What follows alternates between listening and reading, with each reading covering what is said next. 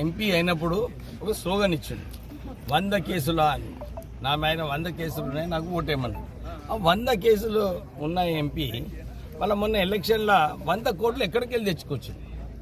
ప్రజల సొమ్ము దోచుకొని ఇక్కడ శాండ్ మాఫియా, భూ మాఫియా, ఈ మాఫియాలు చేసి పెద్ద పెద్ద బిల్డింగ్లు కట్టి కమిషన్లు దోచుకోనికే కేవలము వారు ఇన్ని 100 కోట్ల రూపాయలు ఎక్కడి నుంచి తెచ్చారు ప్రజలు ప్రశ్నిస్తున్నారు. మనకు తెలుసు ఇప్పుడు నిజంగానే కేటీఆర్, హరీష్ రావు వీళ్ళిద్దరు కూడా మొన్న వాళ్ళు ఆదిలాబాద్ జైలు వెళ్ళినప్పుడు పోయినాడు. ఎందుకు పోయినాడు? చట్టం చేతిలో తీసుకున్నందుకు.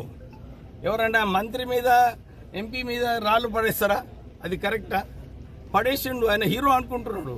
మళ్ళీ ఇప్పుడు హీరోయిజము వాళ్ళకు తృప్తి చేయడానికి, వాళ్ళు సంతోషపెట్టడానికి మళ్ళీ అన్నాడు. కానీ నేను కేటీఆర్ని ప్రశ్నిస్తున్నా.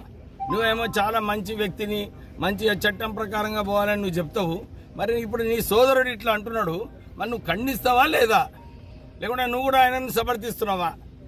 ఇలాంటి యాంటీ నేషనల్ యాక్టివిటీస్ చేయాలని కేటీఆర్ దీన్ని సమాధానం ఇవ్వాలని చెప్పి నేను మీ ద్వారా